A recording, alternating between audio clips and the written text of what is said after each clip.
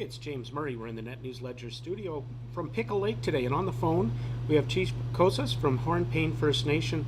Chief, thank you for taking the time to talk to us today. Yes, I appreciate you giving us some time to express our words. What's happening right now with this issue? We covered this the other day, and then the elders have issued a press release today on what's been going on over the weekend. Can you bring our readers and viewers up to date? Well, I guess the challenge we've been having is they're fully aware the elders had issued a letter on September 25th wanting to speak to the NAN executive, and in absence of them responding, they would come in person, and they've done so. And in doing that now, NAN executive is really taking a position they do not want to speak to the elders. For what reason, I don't know.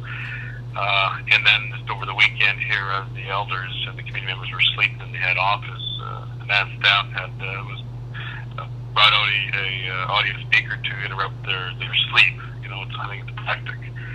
And it's been challenging to get the community to get its respect. The community itself had its internal challenges over the last decade in regards to getting an election. The community bounded together here in 2014, hired an independent electoral officer and supported by the elders.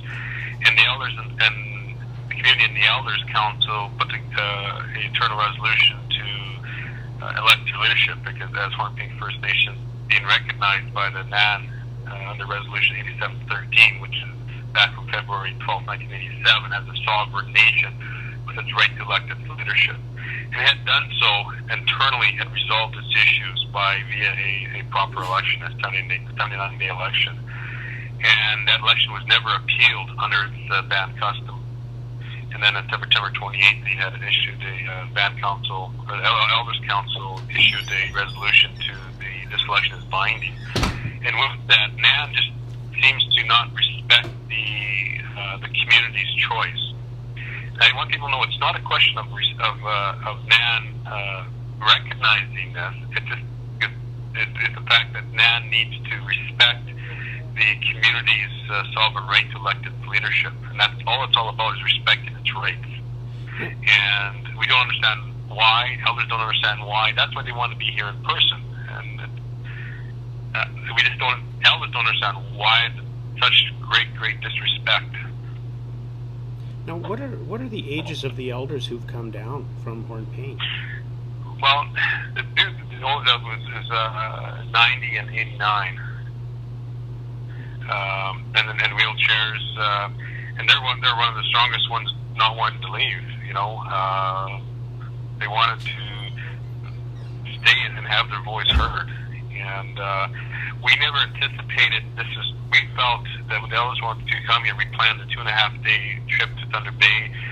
In case they were too busy to meet on the first day, we allowed a flexibility to meet on the following day.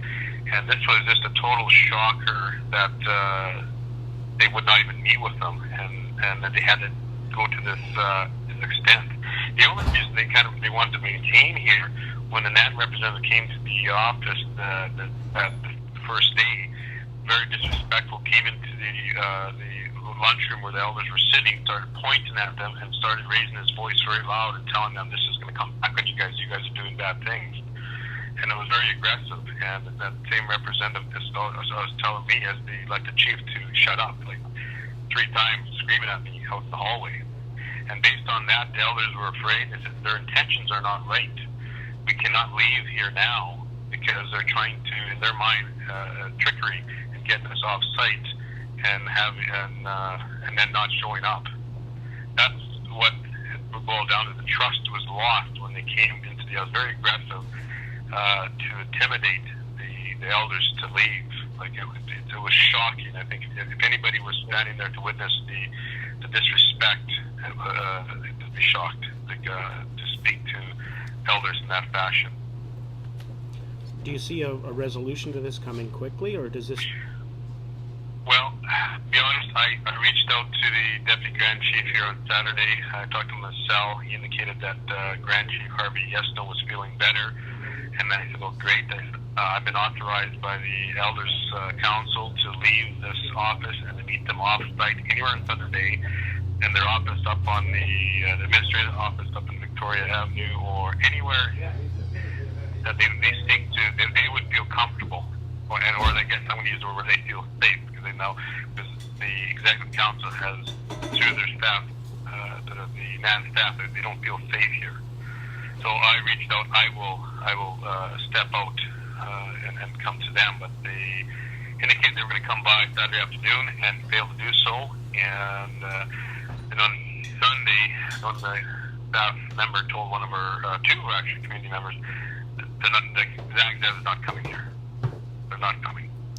So we've got an impasse here that you're trying to solve.